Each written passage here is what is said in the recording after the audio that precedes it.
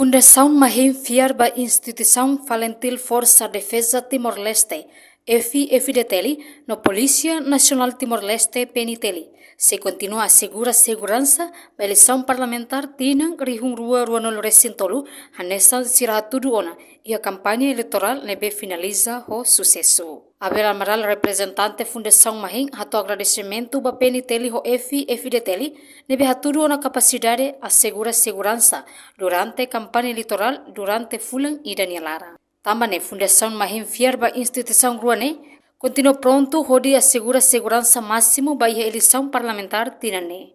No FDTL, sira a estratégia atu uisa mengasegura eleição idane bele la hodia. Nune Fundação Mahim Fiar metin ba ia instituição rua lilu ba PNTL tambah sira hatudona sira ne capacidade durante campanha eleitoral nebe maka lao situação hakmatek tebes.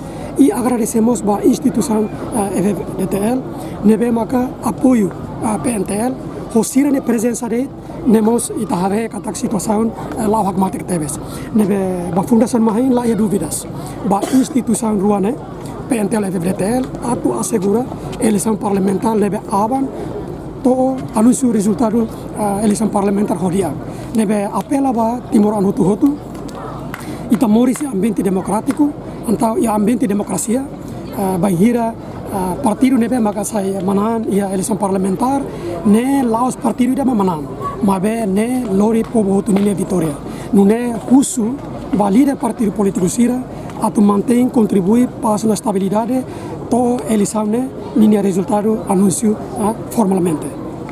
Nune Fundação Mahim mosfer meeting katak e a governação da Siamai se tal prioridade para recrutamento membro fou de reforça liutan instituição PNTL.